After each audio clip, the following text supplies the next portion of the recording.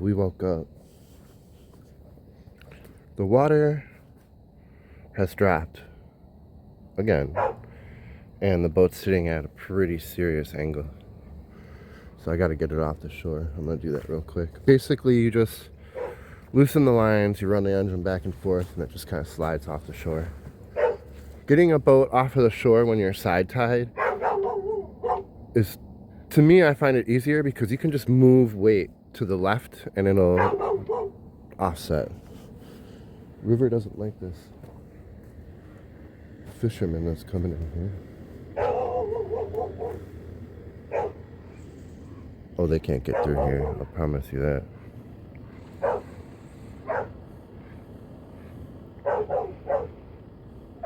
Yeah, they turned around.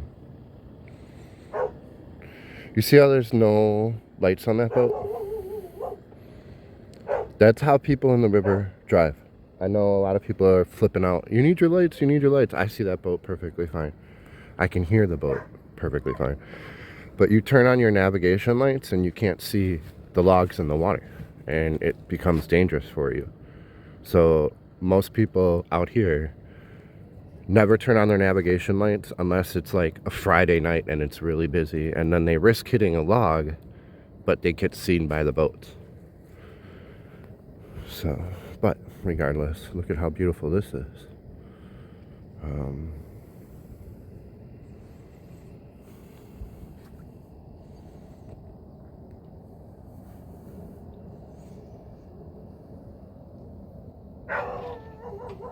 Yeah, River hates when he sees lights like that. They're trying to find their way in here, which makes no sense because they really should just come in the other way. They're not going to be able to get in. I mean, River and I walk across that. It's an inch deep, 2 inches deep.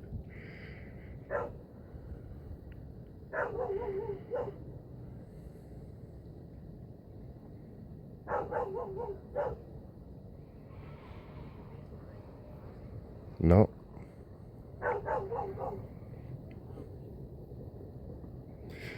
I just don't get it. You can just go the other side of the island and you wouldn't be able to, you wouldn't have any trouble.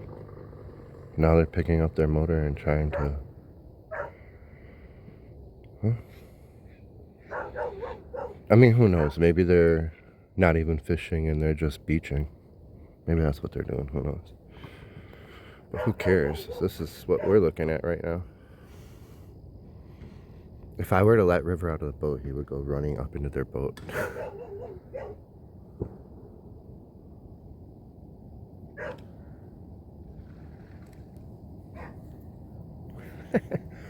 He's so mad.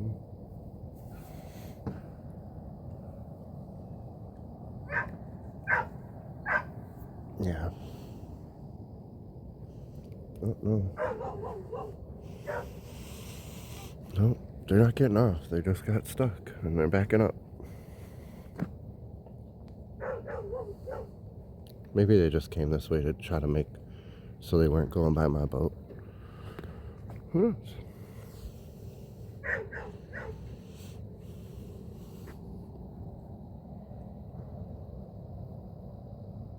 Yeah, who knows? I should probably do a time lapse of this sunrise.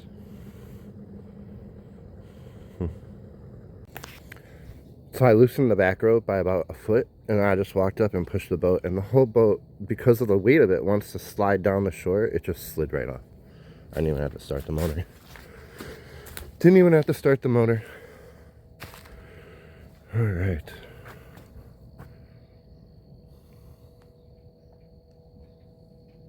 Yeah. You know, I've done a couple of shorts about what's public land and what's private land and where boats can park. And it is amazing how many people think that what having your boat on the water is illegal. It is. It's unbelievable. You know, there's this overwhelming fear of people who live like me, whether you're in a van or in an RV or in a boat.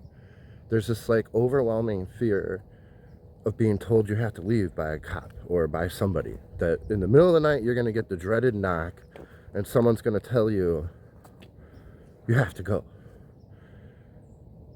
Number one, I've had that happen 4 times, and each time the person was wrong, and I've told them they're wrong, and I've stayed there for another week to prove my point. And they were all cops. So I think a lot of time people they don't like you there, so they just say, oh, you gotta go, you gotta go. And then when you start actually talking laws to them and saying, well, I have proof I came here 7 days ago, I get 7 more days to be here, I have it all on video. So then it starts to be, well, oh, okay, I thought you were here for months. We saw you here a month ago and we thought you never moved and this and that and whatever. Biggest thing that I think people should do, videotape when you're coming and going. Just at least have it on camera in case it has to come back. I don't think you have to post it. I don't think you need it for any other reason other than to just cover yourself. But last night I went on the TVA website. Rule 26A is very clear. It says it in writing. 14 days, you move a mile, and you're allowed to you can be on TVA land or TVA water. It doesn't matter, and there's no difference between the two. So now, one of the confusing points that came up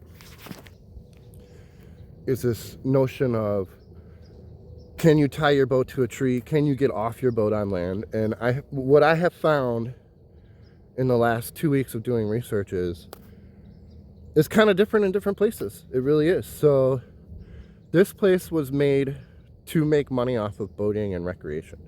It was designed to take over the majority of 4 or 5, almost 5 states.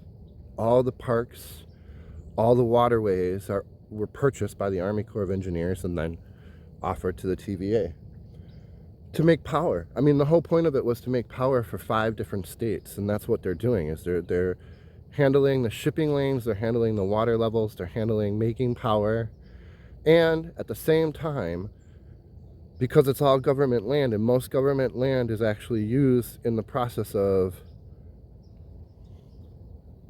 reserving land for nature, right? Most parks, even deserts, that's where the strict rules come, where they say, we don't want you walking on plants, we don't want you off of the trails. Those aren't privately owned areas. Those are all government owned areas, and they're all public use. Some of them are deemed where you can only use it for certain hours or only use it for certain activities. This island behind me is technically a nature reserve. We are preserving this area for nature, okay? And so that means there are some rules, and part of it is sun up to sundown, you're not supposed to be in the woods. Some people talk about this 381 level, sea level, okay? The sea level, the 381 sea level is about how they mass purchased, how Tennessee's Valley Authority and the Army Corps of Engineers mass purchased the land. They went around and they bought up to sea level 381. Anything below that is theirs, in theory, but that didn't work out perfect because there were people that wouldn't sell, there were people that went to court, there were people who, like indigenous, if you were an Indian, they couldn't take your property. You know, there's a bunch of different criteria. So when you go up and down these rivers, you still have people that have houses and docks right next to the water, okay? So some of those people own the land beforehand. Some of those people are leasing it. They have long-term leases. So that land is private, regardless of whether it's above or below 381. This land right here, if you look on a map, it's actually highlighted as a nature preserve. And then you click on that map and it says what activities are allowed here. They permit hunting. You can come here and kill squirrels. You can kill a deer here. You can kill animals here, provided you get the right kind of permit, right? So if let's say a cop went by here and they saw someone on this land, if it was during the daytime, it's perfectly fine. No one's thinking you're doing something wrong. Now, here's where high water meets 381, okay? I can be on this sandy part that was underwater all summer without even thinking about what the sea level is because this is considered water. Anywhere above the high water mark, you have to start thinking about what type of property it is. Was it public? Was it private? Is it a park? What things can I do in that park? hiking, motorbiking, mountain biking, ATVing, none of those things are allowed in a nature reserve. Okay, but photography, nature viewing, all allowed, right? So depending on what you're doing, you can be here during certain times of the day, right? This beach right here, because it's below the high water mark, I could be here. I could actually put a tent right here and sleep here tonight, and no one could do anything about it. It looks sketchy. People don't like it, but that's what this place was made to do. It's completely legal. And if a cop drives by and you're in a tent and you have your boat parked right there and you're tenting, if they take a picture of you and you move 14 days later, nothing's wrong. You're not doing anything wrong. And for some reason, there's so many people that think it is wrong and they refuse to do it, and they look at me in shame and say, oh, you're breaking the law. They're going to come take your boat. I've actually had people say that while I'm gone, while I'm at my friend's house working, they're going to take my boat and crush it with my animals in it. It's just an insane thought that people have because they see these documentaries where cities have gone to war with people who live out on anchor. Well, it's simple. There's a huge difference between me and those people. Number one, they don't move. They're trying not to move. If those people in San Francisco Bay moved their boat, and if their boat was running and was in working order and they were dealing with their sewage correctly, the city would have no problem with them. What's happening is they're anchoring permanently in moorings, and they're dropping their anchor and never moving, and they don't have motors that work. And most of the time their septic is actually like every single boat that's in the sea. It goes right into the water. When you're 3 miles from shore, your poop can go right into the water. So most boats have a little valve that puts it into a black water tank, or you turn it and it goes into the water. And that's where so many people say, well, you're going to the bathroom in the water. You're going to the bathroom in the water. In the sea, that's what you do. I'll be honest with you. Now, let's even get more brutally honest. What do you do when you're washing your dishes?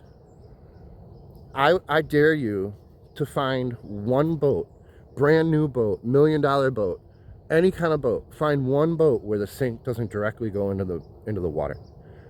They do not catch gray water. There is no such thing as a gray water tank in a boat.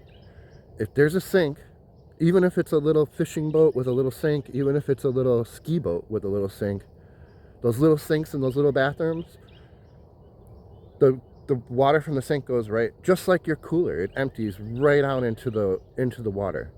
So someone with a tent right here going up to the shore and washing their dishes, it's the same exact thing.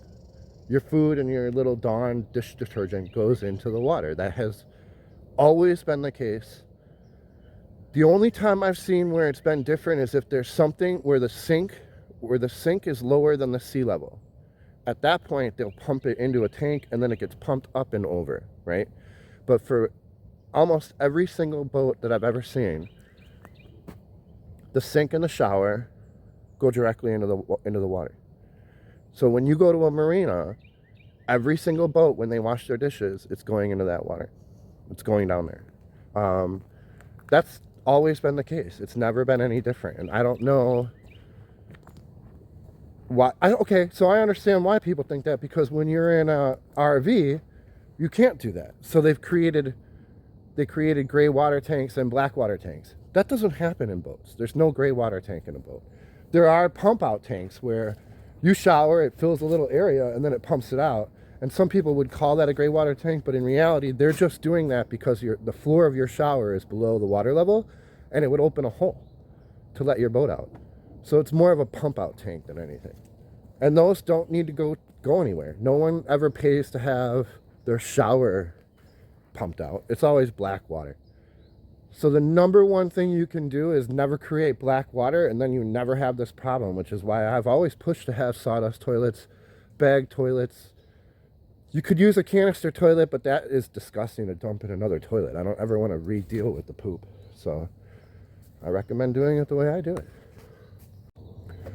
All right, so let's address whether you can tie up to a tree or not, okay? On this island, high water mark is these tree roots. The water has washed all this away. So, pardon me. This tree is part of the water because the high water mark is behind it. So if I walk up and I tie off on this, it is considered part of the water. You're not doing anything wrong, even if this property was someone's house, because of where the water comes up to. Now, I want to tell you there are a couple of states. What I'm talking about right now is in Tennessee. It's in Kentucky, Mississippi, Alabama, Georgia. These states are all owned by the TVA, and these rules all apply from the TVA. High water mark below is considered water. Now, let's say I came to this tree. I didn't tie up to this tree here, but I walked over there and I tied up there. During the day, you can come on the park. Me walking up and tying up there during the day and then leaving my rope overnight is perfectly fine. You are not trespassing by leaving an item somewhere. Even if I take my chair and I put my chair right there, my item cannot trespass, right? That's just me leaving something on a park, right? That's not a crime. That's just, people might not like it, but fact is that you're not going to get a ticket for trespassing because your rope and your chair is on the island. So look at this, you guys. It's getting better. Yeah. Now, here's the catch. If that's private property, in Tennessee, there would be blue X's along the trees, or there would literally be signs posted every 50 feet, or it's 100 or 500 feet, but most people do it very obviously. If that's the case, you need to pick a tree like this that's reaching out over the water and over that landmark, right? And then you could tie up on it, right? Now, I personally, I'm gonna be real honest with you. I don't get sleep when I'm on anchor. I don't. When I'm on anchor, whether it's my sailboat or my houseboat, it has to be very calm with no wind whatsoever for me to be comfortable and sleep, because anchors pull out. And I know a lot of people are saying, well, I've lived on anchor forever. I've never had a problem with dragging, this and that. Well, it's not a matter of whether you had problems dragging or not, right? It's a matter, it comes down to when you set your anchor, what direction was the wind going, what direction was the current going. If the wind goes opposite of the current and is strong enough to pull you in the opposite direction, your anchor will come out. It doesn't matter how heavy it is. It doesn't matter how heavy your anchor is or how well you set it in. Anchors are meant to come out by pulling the opposite direction. They're designed to come out by pulling the opposite direction. So all it takes is, while you are sleeping, the wind to change 180 degrees and your anchor will come out. That's what it's made to do. It's really weird how if I point the camera in one direction, it catches the reds and yellows, but if I point it down here, it doesn't. It's kind of weird, but... Hey, River, stay on this island. Come on. Come on, bud. We've been walking down that beach. This used to all be beach last week, and we were playing fetch here, so he doesn't really view it as water right now. So my point is, there are navigation tools and there are ways to make you comfortable sleeping on anchor. None of those ways will ever be the same as tying to a big ass tree. If you're tied to a big ass tree, you don't care about anything. It could be a huge storm. There could be wind coming from everywhere, but your boat doesn't move, right? So when I see people saying, well, I anchor out all the time, I anchor out all the time, those are people who go out for the weekend. They don't spend an entire year on anchor. And when you have someone who spends an entire year on anchor, they're anchor drags. They have stories of waking up on the other side of the lake. It's just, that's the way anchors work. It's all about the direction of the wind and the direction of the current. And if the wind and the current change by 180 degrees, your boat will pull your anchor out. That's it. That's all there is to it. So I recommend for people to tie to trees, and I recommend that they learn the difference between the high water mark property lines. That 381 really doesn't apply to anything we do here, because everything around this area is national forest and state forest and nature reserve, and some of them go up to like 500. Rocky Mountains is national forest, right? that's thousands and thousands of feet above sea level in Tennessee that you're allowed to use. So it's a matter of just knowing where the land is, not knowing the sea level. The sea level was made to purchase the water, and in some cases it worked, but it was just a general rule. And some people think in their head, well, that means if I'm at 382, I'm on public land. No, it doesn't. It doesn't. And I've never checked the sea level where I'm at to figure out if I could park. Never. And I've been doing this for years, you guys. Right in front of police, right in front of people with no problem. Now, the other misnomer that I see happening a lot is that people think I am in some way miles away from help or miles away from the store and a hospital. Like, if I get bit by a snake, am I going to die out here before I can go to a hospital? No, I'm not. I can simply get in my dinghy, drive 10 minutes to my truck that's at a marina, and get in my truck and drive to the hospital. If I needed to, if let's say a boat ran over my leg and I was dying on this beach right here, there's a helicopter that lands right here and takes me. Yeah. And the helicopter's in Waverly. I drive by it every time I go to the store. So remote areas like this have helicopters. And I mean, even cities have helicopters, but they have one here, a Flight for Life. They don't call it that, but it's like an Air Life Squad or something like that. So, yeah. And then you're lonely, or you're single, the other two. You're lonely and you're single. If I videoed all the times that I spend with people when I go fishing or when they come over here and have beers, most of my time now is spent, every single day I see other people and I hang out with other people. It's not, the only time that doesn't happen is if I go back in the backwaters. Man, I'll even tell you, even when I'm back in the backwaters, some fisherman comes back there to fish and always stops and says hi. At this point, they ask me for directions, they ask me what the water levels are like. They ask me, I'm like a figure in this river here where they know that I've been out here all night, and they ask me when the rain came and went. You'd be surprised how many people ask me, what creek, is this Possum Creek? Is this Eagle Creek? They don't know, you know, they're here for just a fishing tournament and they're trying to get somewhere, and they ask for directions. The only thing is, the only difference for me is my house moves around a bit, but in reality, I'm still within 20 miles in either direction of my home marina. So I still see these people who have speedboats and go fishing. They'll put in, at 50 miles an hour, 20 miles is nothing. You know, they can go all the way up to birdsong in like a heartbeat and fish and then boom, right back. So, in fact, when I ask people, why the hell do you have a 250 horsepower motor on a fishing boat?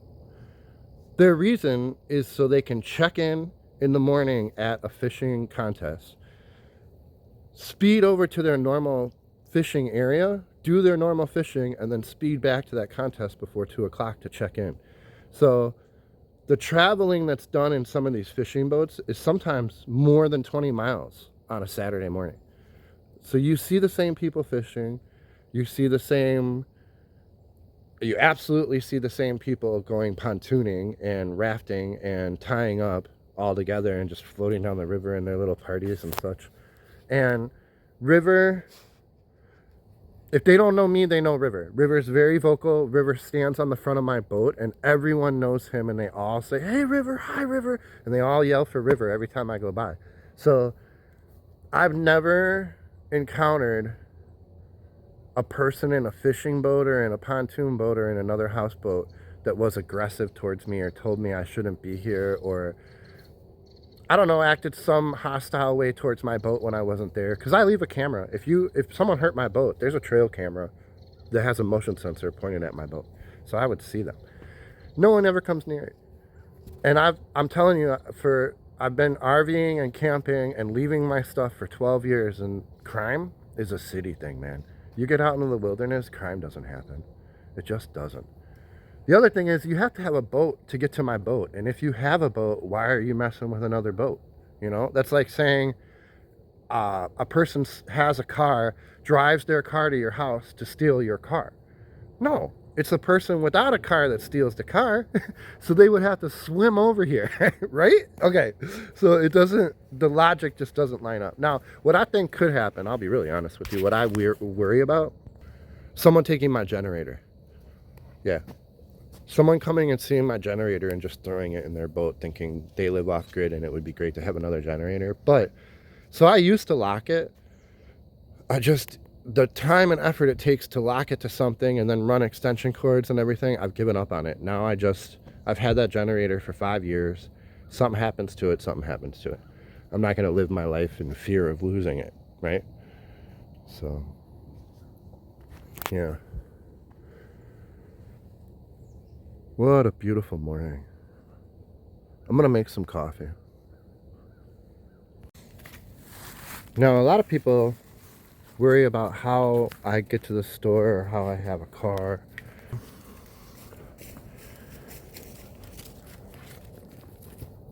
I've done both things. Okay, so in my sailboat and in this houseboat, I've cruised where I'm not tied to a marina, where I just spend months out on Kentucky Lake, or basically with the sailboat, I went from Illinois, Kentucky, Tennessee, Alabama into Mississippi.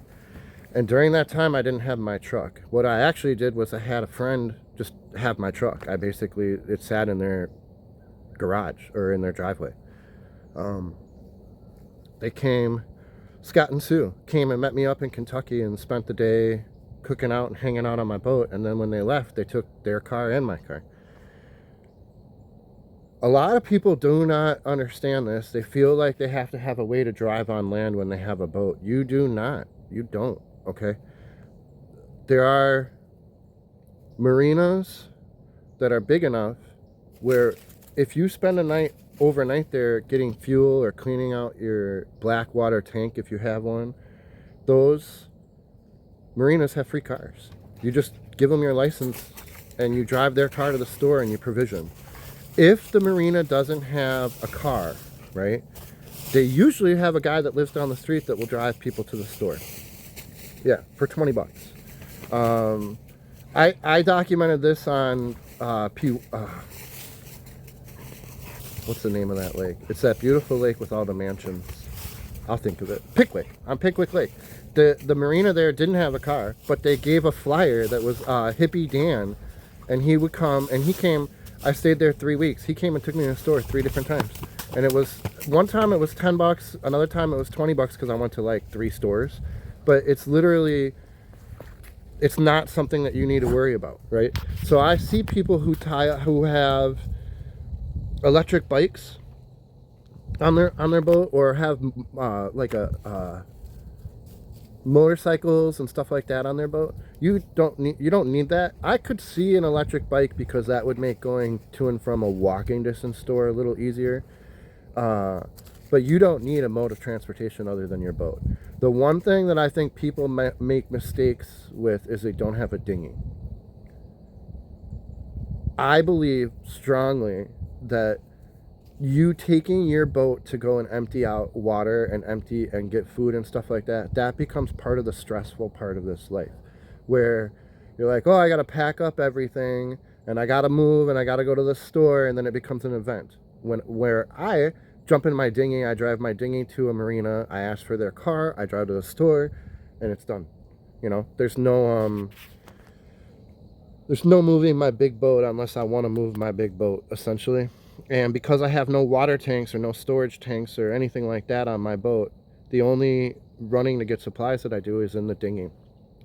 I believe people should focus on having a good dinghy that can get up on plane and go more than 12 miles an hour. And in that case, you can do lots of miles in it and not care. Like, I could run all the way to the marina 10 miles away and it would be less than an hour trip.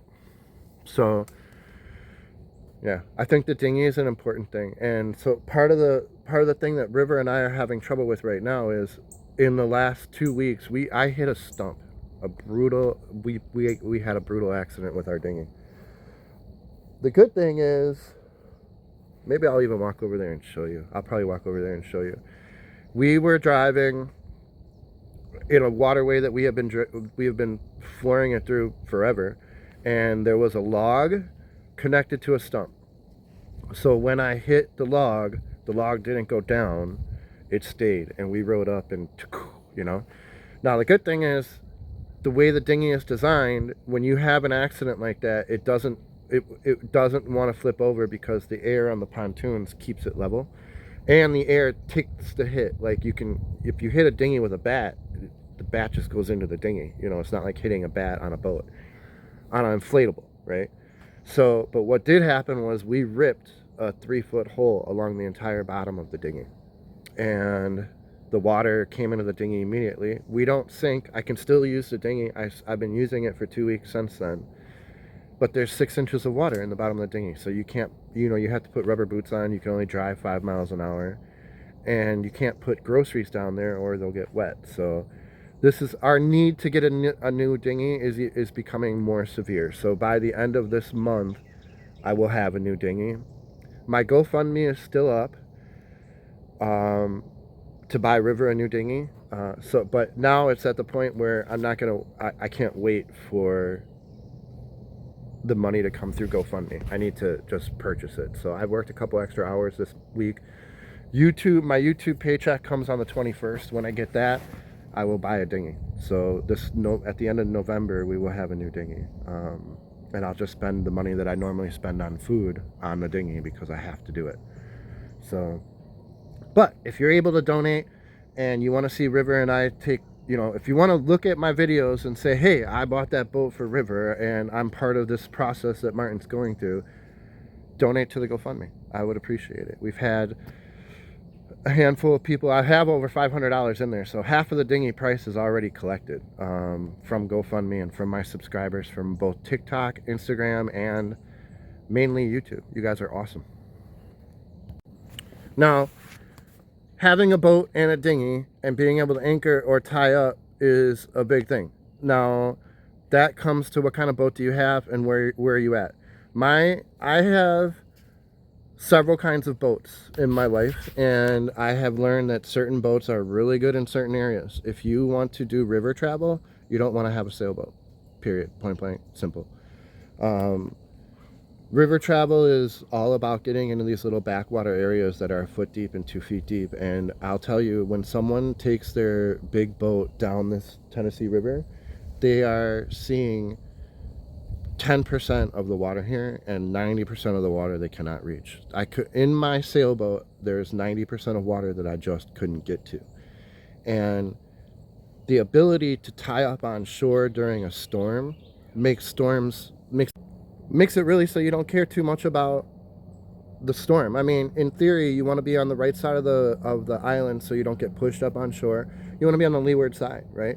But if you're anchored out and you're in open water, you care about, all of a sudden, lightning becomes a serious issue, right? And the wind turning and pulling the opposite direction of your anchor becomes an issue. River, come here. Don't do that. Leave the fishermen alone. But when you're tied to a tree, especially a couple of trees, and you're pointing into the wind, it's about whether or not you can hear your movie. It's not about whether something's going to happen bad to the boat. Yeah. So having the right boat for your location is key. I believe, honestly, deep down, after doing this for year after year after year, the cheapest route is a sailboat, and I believe that's why people use them. You can move around without gas. You can get a sailboat for $1. Most cases, sailboats can't be trailered, so people are paying a lot of money to store them when they're not using them. And the minute they stop using it, they want to get rid of it, and they're willing to do the math in their head about how much the storage fee is, how much the docking fee is, and they'll take that amount off of the price of the boat. So they're, you know, whereas this pontoon boat, this houseboat, I see people wanting $10,000, $15,000 for them because you can just put it on a trailer and stick it in your backyard. If you're not using it, it's not costing you anything, right? So it's harder to find a tri-hull boat for a reasonable price than it is to find a sailboat.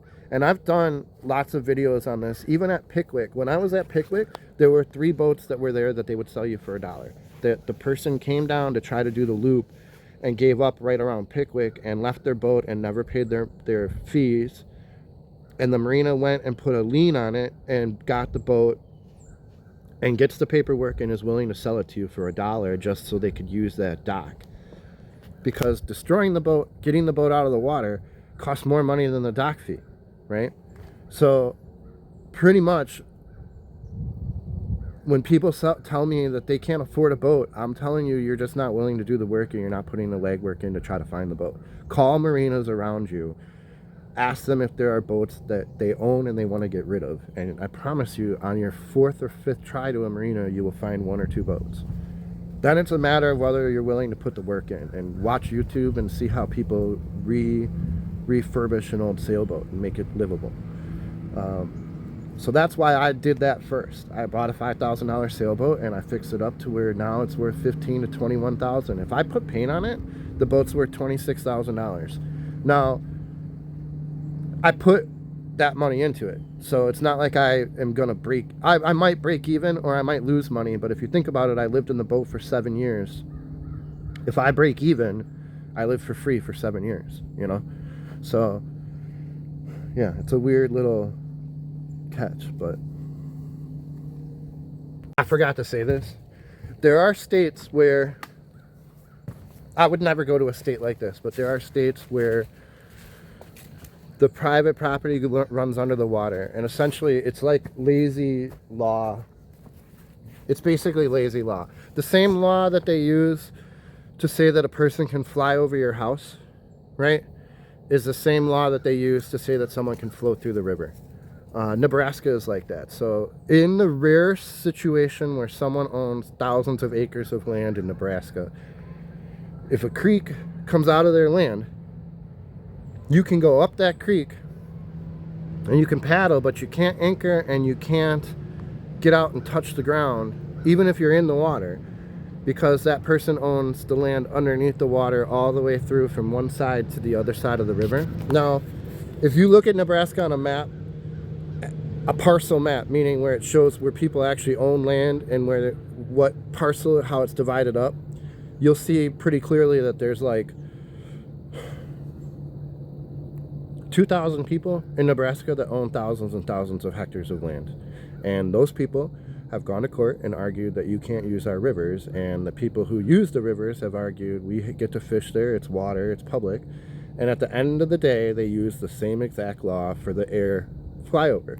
So what comes out in Nebraska is if you stay in the water and you don't anchor and you just transit through the river, you're totally legal. And you can even fish, but you can't touch the land under the water.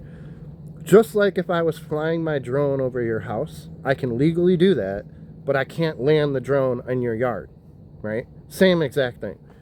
To me, number one, I think that's just lazy legislation because they're taking the federal air guidelines and they just snapped water on it and they're using the same law. I remember when I was on a city council, our mayor, I was arguing that nowadays we have electric collars for dogs. We need to get rid of our leash law. And our mayor was like, this is his first response to me was, well, go find a neighborhood that has a law that's been in place that allows you to use the electronic collars. And it's been in place for more than 5 years. And then we'll copy it, right? So he didn't want to pay a lawyer to do the math to figure out to write his own law. He just wanted to copy another neighborhood's law. That's how government works with these. And that's how Nebraska got to be what it is. Someone said, well, you can fly a plane over, you can drive a boat over, but if you touch my property, right? Yeah. So in some states, and you need to look at this, in some states you will have different laws than what I'm talking about, right? And that's why I'm here and I'm not there, right? And that's why a lot of people kind of go to Arizona, Mississippi, Alabama, yeah, because the land there it's so wide open and free that people, don't really care if you have thousands of people along the beach shore, yeah, because there's enough beach shore, right? There's enough room for them. My honest opinion is that as soon as a place gets overpopulated, laws start to happen, right? So In Maryland, for instance, it's a small place and it's very populated, right? In Maryland, they charge you taxes on your boat every year. You never own your boat. It's just like a home. Just when you have a car. They don't want cars there, so they charge you every single year on the value of your car.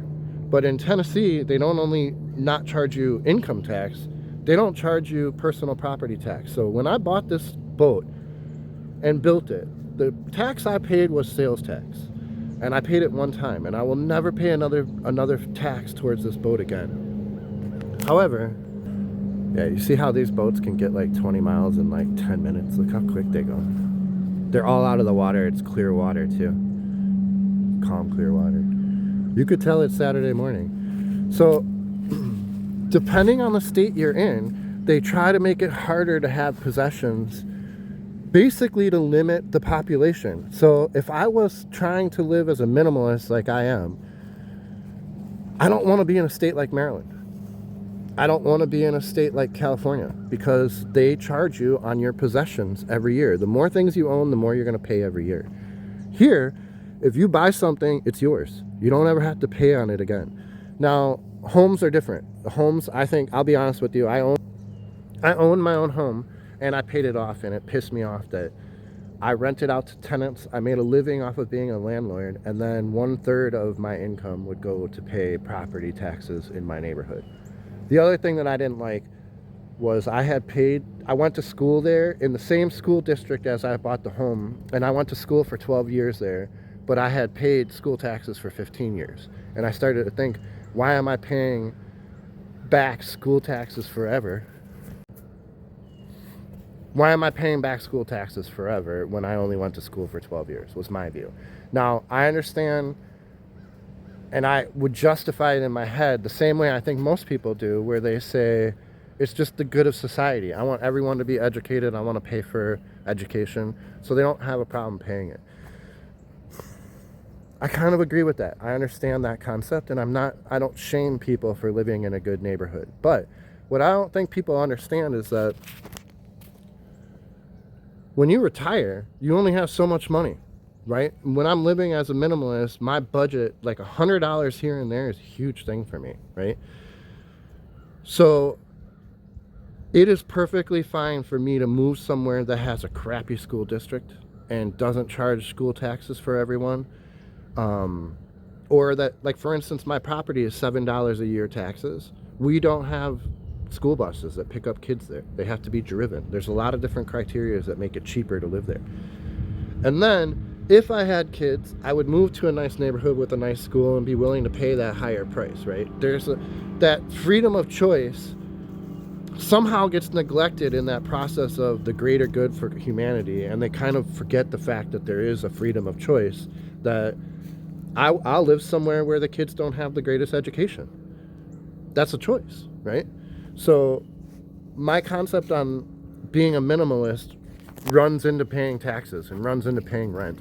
And I have slowly, over a course of about a decade, gone from paying thousands and thousands of dollars every month with really nice cars, a really nice home, to paying, I mean, you guys, it's down to $160 a month is my actual bills right now. And that doesn't include food, and I'm working on food. I spend about $100 a week on food at the store. And I'm working on trying to get rid of that more and more. One of my buddies just butchered a cow, and I've been thinking about that kind of thing. But I don't want the permanence of having animals, so I'm kind of on the fence about it. We'll see. I'm working on getting that down. But basically, $400 a month for all my food, including dog food and cat food and everything, including duct tape, batteries, propane, everything. And then $160 for my bills. Now, my bills are, I keep my sailboat at that dock over there. That's $100. But remember, that comes with access to laundry, shower, water. Leaving my truck there comes with a lot of things for that $100. And then my phone bill is $60. Now, my phone bill really doesn't matter because I make a living. Look at these guys. 1, 2, 3, 4. My phone bill, I earn more money off of my phone than I pay, so I look at it like a wash. I don't really care what I pay. The fact is I get internet and I can post videos. That's really what it comes down to, which is how I make my income. So, yeah. Now, I've mentioned this a couple of times. I have a lot of people who say, well, why don't you, how far do you travel? Where do you go? I've even had people say you should do the Great Loop. I came from Wisconsin. I have no interest in going back to Wisconsin. I grew up on the Great Lakes. And I love the Great Lakes. If you are a big time sailor and you have a huge boat, the Great Lakes are for you. It's freshwater sailing. And if I took off in my boat to go across Lake Michigan, it was a 1.5 to 2 day process. So you actually get the feel of being on an ocean. But that's my first reason. I don't want to go north. I have decided I don't want to be in the freezing cold. I like winter. I like the silence that comes with winter.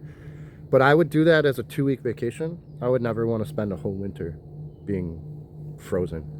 And in here where I'm at, the main channel will never freeze. I'm sure there's some point that it froze, but it hasn't the whole 5 years I've been here.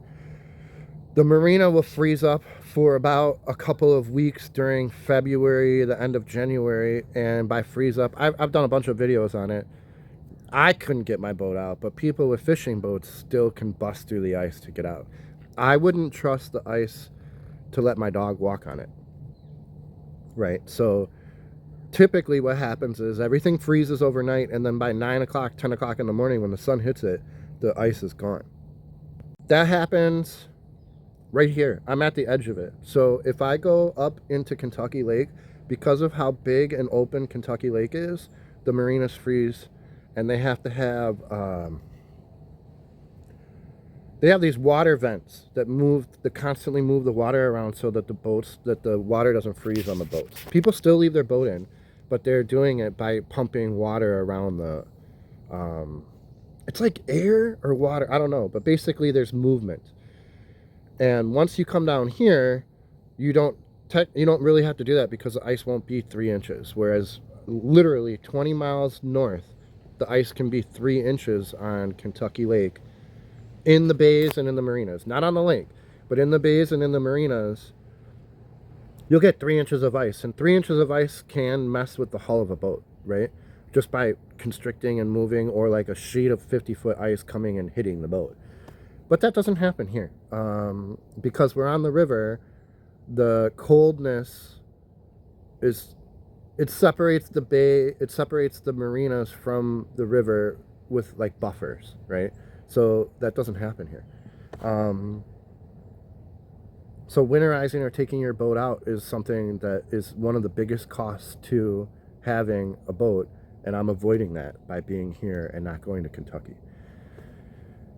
Now, as far as just putting miles in and traveling south and going a lot, the whole point of me being a minimalist is not running a motor. Like, if I ran a motor 6 hours a day, I would burn through my budget in a course of like 3 or 4 days.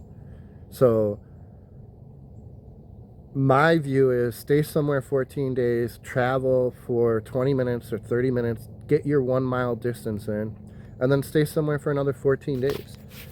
And if that means backtracking and going to another beautiful spot, or picking between 20 or 25 beautiful spots and moving around, that's more my thing. I don't think I did one of the things that made my channels popular was when I was trying to take my sailboat down to the ocean. And one of the things I learned was the minute you start running your motor every single day, 8 hours a day, you're going to be putting money into your motor. You're going to be, you can go, if you look at the hours that my motor runs on my Mercury, I could technically go 3 or 4 years without doing an oil change and never hitting the hours needed to have an oil change. Right. And if I go, 2 weeks, you can run yourself into a situation where you've run your motor enough where in like a month you're doing another oil change. And in a big boat, oil changes can cost $600, So the concept of being a minimalist and still traveling, the only way you can get that done is by sailing, and sailing on a river is shit. It's shit. People think it's so great and I'm going to go sail all the way down the Tennessee River. No, you're not. You're going to run your motor 90% of the time because the wind's going to come from the opposite direction, right? Yeah, or you'll go 15 miles and then the river turns back on itself and now you can't do the next 15 miles because the wind is coming from the wrong direction. So I don't see how anyone would ever say that they're doing long distance traveling on a budget unless they're in a sailboat and they're out in the ocean and they can use the winds, or the Great Lakes and they can use the winds. That's my belief. I could be wrong. There could be people out there that do it and are just better sailors than me, or take the time to read the winds better or read the track better. But what I see is sailboats, when they come through here, they don't even have their mast on, right? Which is another misnomer. You can have your mast be up to 50 feet, set from Kentucky all the way down to the ocean. Your mast, as long as it's 50 feet or under, you fit under every bridge and every high wire line, electric line. So I don't know why they don't. You could tell right. I could tell right away they're not sailing because they don't have their mast up. So the 99% of the people that come through here with a sailboat that are actually heading to the Gulf aren't sailing. Hi.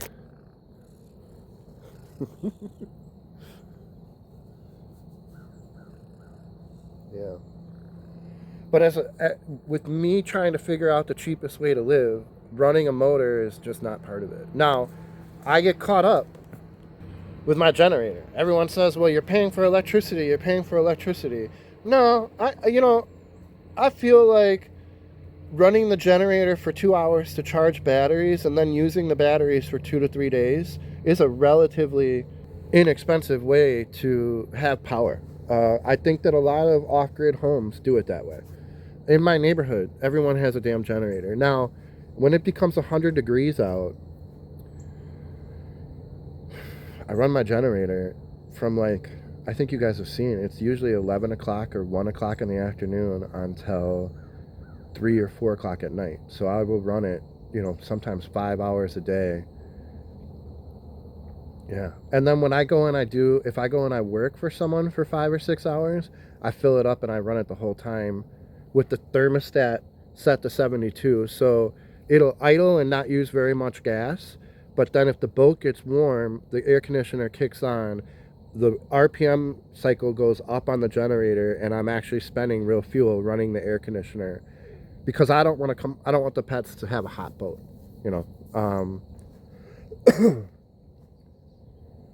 So the generator is something that I spend money on as far as fuel, but I don't know. I've never sat down and done the hours and the fuel consumption because I view it as a necessity. It has to happen, so I don't really focus on it too much. I just try to keep it going. You know what I mean? I just try to have enough money to always have gas in it and not worry too much about it. The other thing that I do that's a luxury, that's just part of my videos and part of me and River's life, is running fuel in the dinghy. Every single day, me and River spend 3 to 4 hours driving around in the dinghy. That adds up to at least a gallon a day, at least. So when you're looking at 7 days, it's 7 gallons. When you look at $7, it's $21, that I'm spending every single week.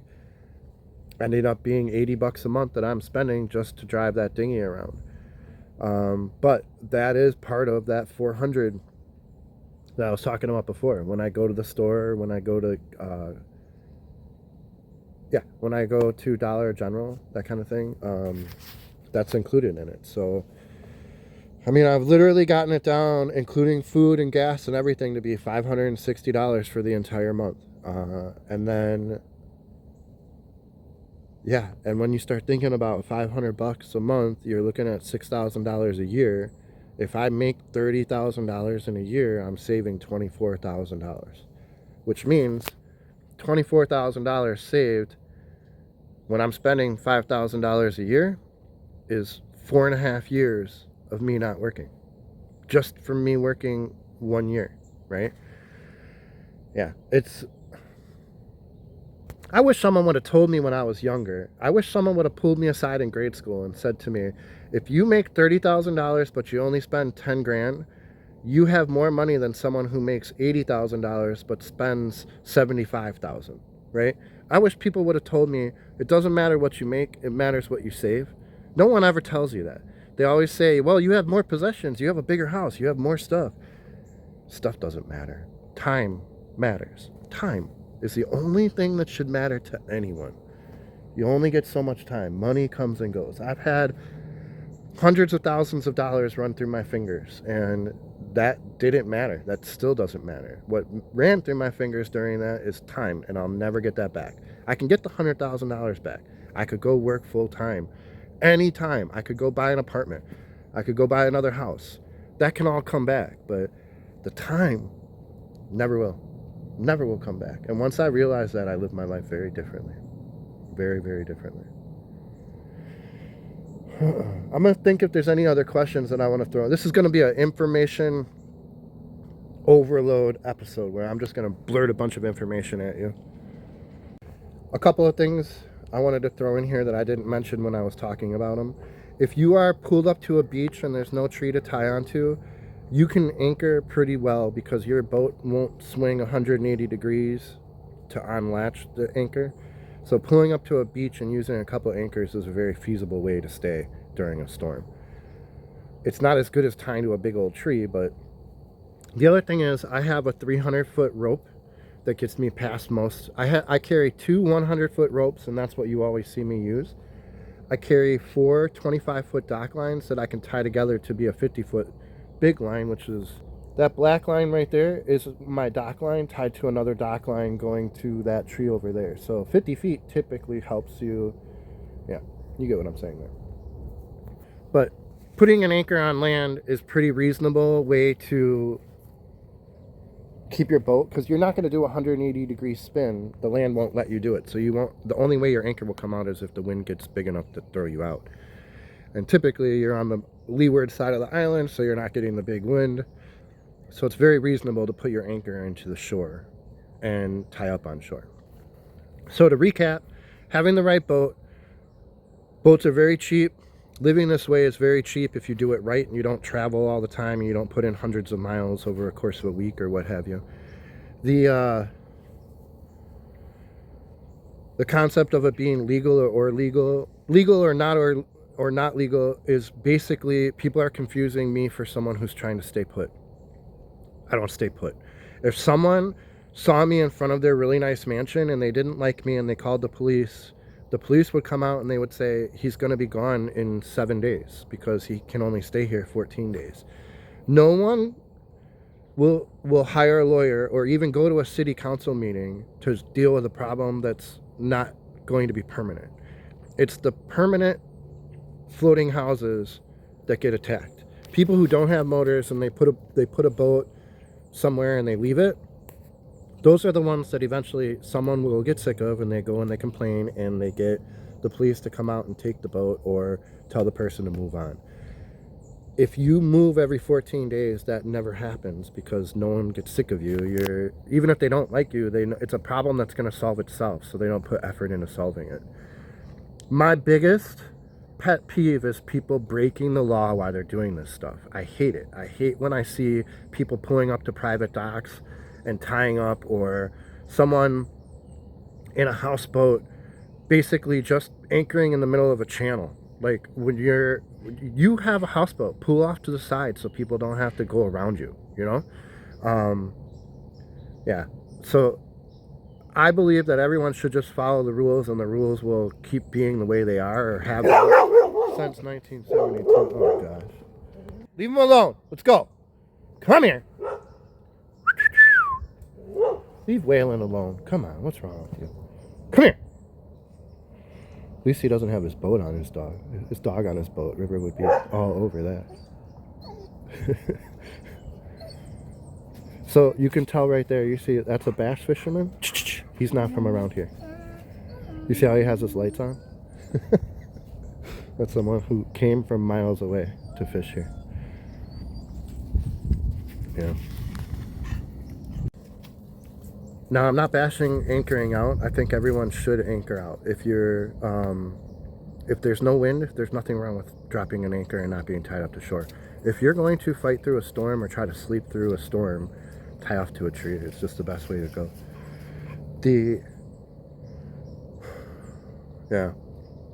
The other thing is that I don't talk about that much is it took me years to get here. It took me years to be comfortable doing what I'm doing. I owned a boat for 3 years and I never slept on it, even though it had 6 beds. And only when I sold my house was I forced to sleep on my sailboat, and that's when I started sleeping on my sailboat. So I don't think anyone should sell their house and build a houseboat and just live on the houseboat. I think it's a transition, and if you're going to do it permanently and it's going to be a long-term thing, you need to have creature comforts. You need to, like, you're not going to spend 3 years showering in the river with cold water. Eventually it will get annoying. And that's what happened to me, where at first I started out, showering at a marina once every couple of weeks, every couple of days. And even when I was in my RV, I would go get river water and put it in the RV, and I would shower every couple of days. But me going and getting into a cold creek and using soap and washing myself, that's something people do for, like, YouTube. They don't want to do it. That's not something that typically is, if you go years and years doing it, you'll eventually just want a hot shower.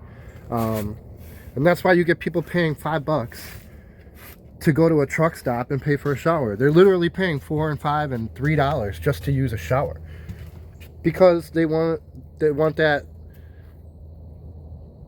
part of life. I mean, I guess that yeah. But there are countries where they just don't have hot water, and that's their whole life. They grow up using cold water to shower. It just is what it is. But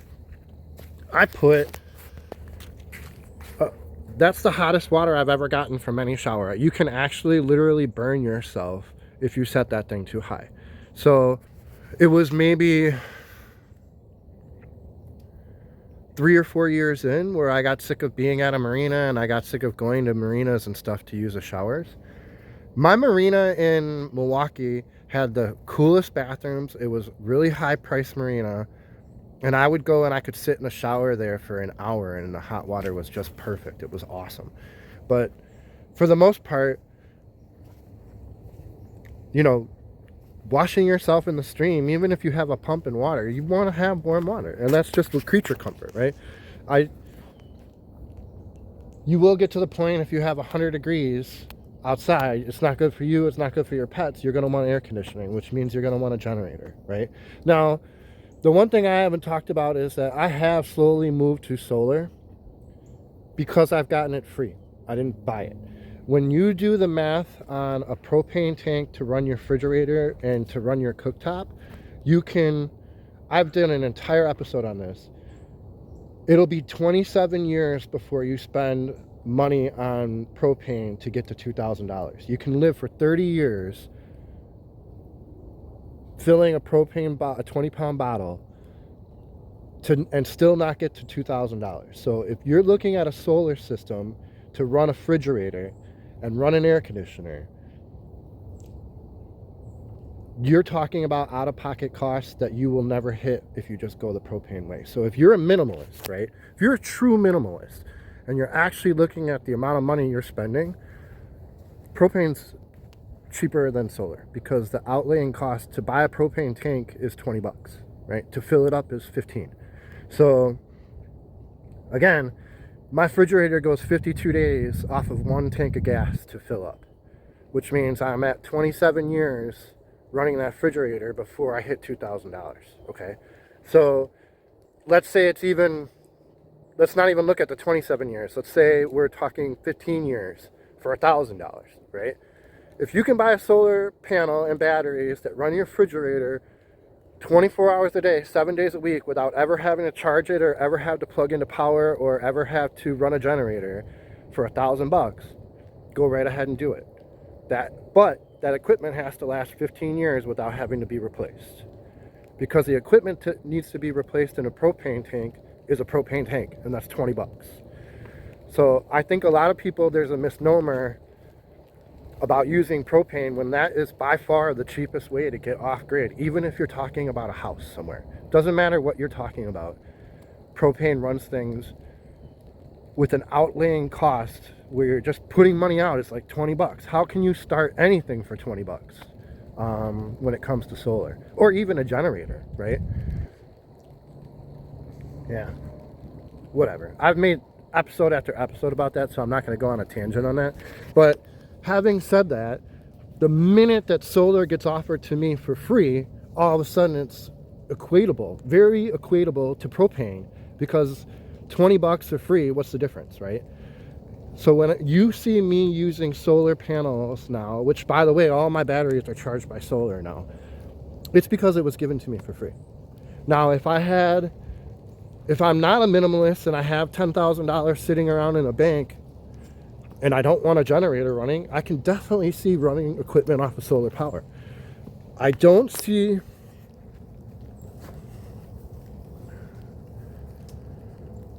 especially if you live in Arizona, but like let's say you live up in Canada or Wisconsin and you need to run an air conditioner and you need to run a refrigerator, and again you're going to need to run a heater. You're probably going to have a generator, which means if you have a generator, you don't really need to buy the solar panels because you can just run the generator. So it's a weird, people jumping to solar, I don't know that they're doing the math right, unless they just don't care about the outlaying cost. Like if you don't care about the initial cost, do it.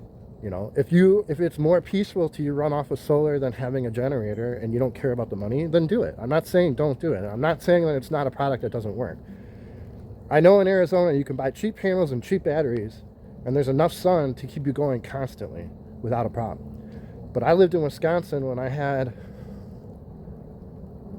I'm trying to think of it, 600 watts of solar, 200 amp battery, Battleborn batteries, and there, you know, we wouldn't get sun for like 3 days, and I needed to plug in to charge my batteries.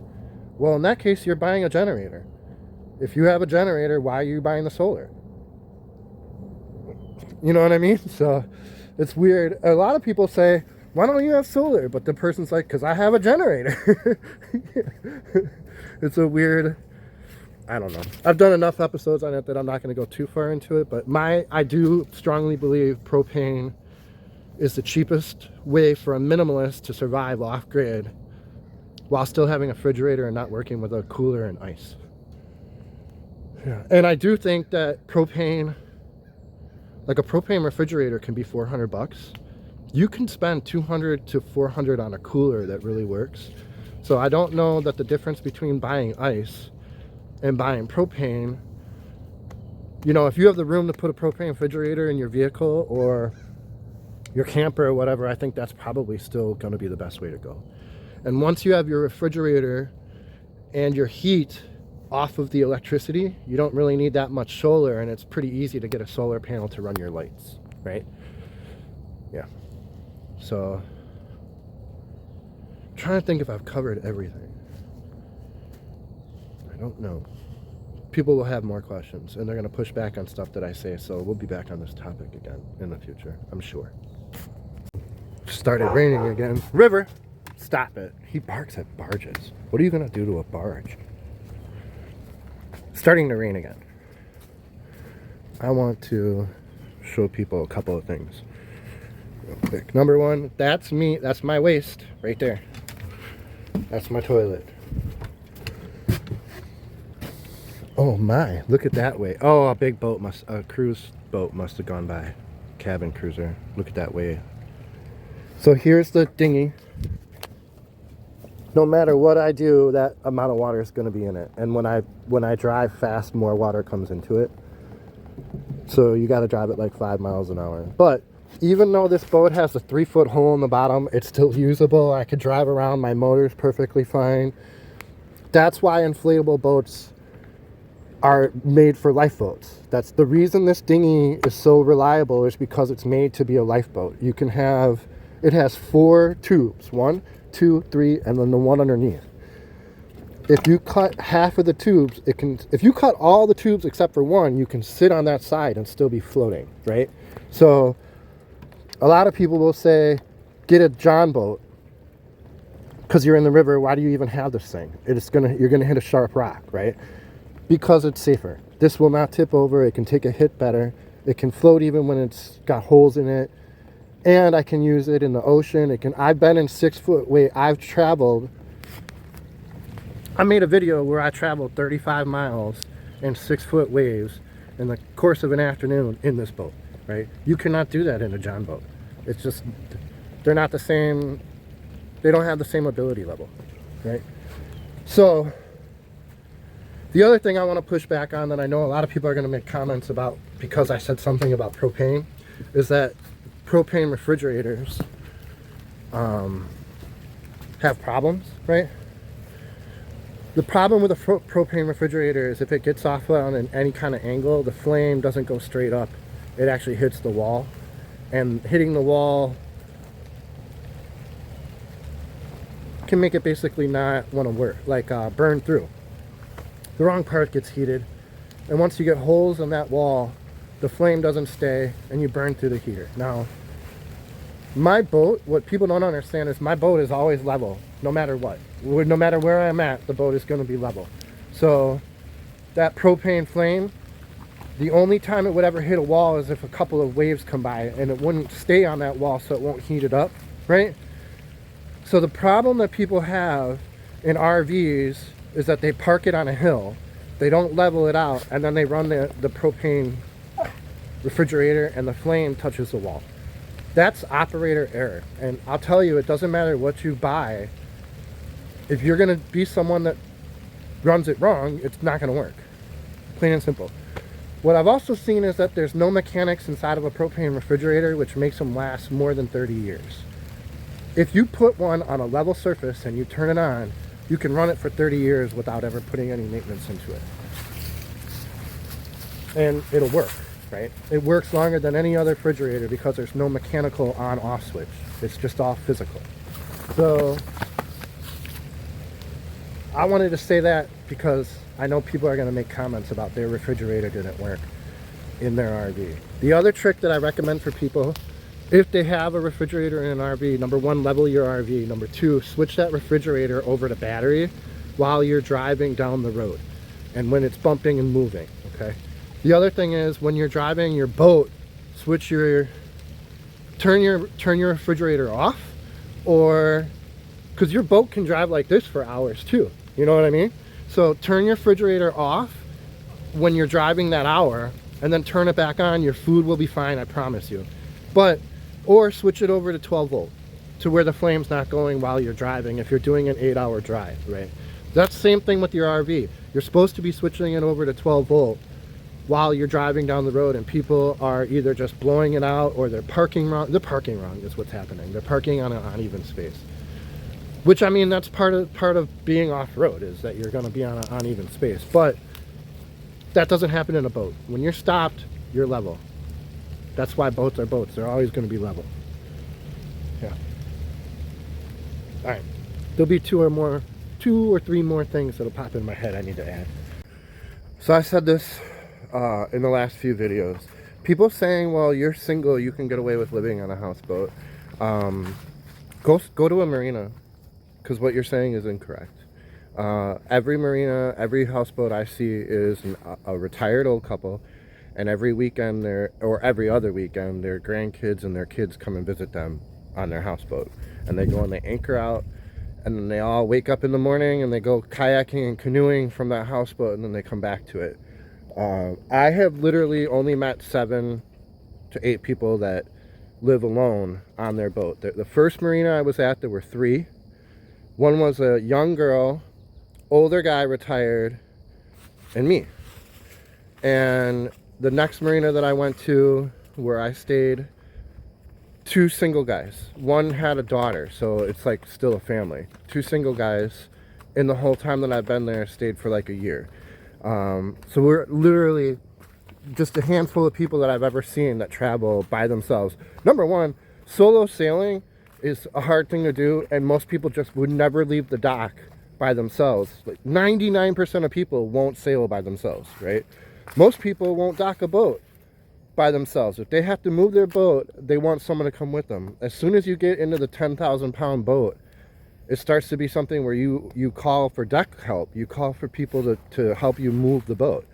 So the fact that I move a 10,000 pound boat up and down this river from state to state to state by myself is extremely rare. So that concept that, well, you're single, you can get away with it, is not true. That's not what's happening in the real world. In the real world, couples are retiring on boats because it's financially viable, and then everyone they know comes and visits them because they want to go to the lake for their vacation and their time on the water. So my suggestion for someone who is married and wants to try the houseboat life but doesn't think their spouse would do it, trade off a vacation. Say, hey, we'll go to go snow skiing this vacation, but the next time I want to rent a houseboat. And then rent one that's nice. Don't rent a crappy shanty boat.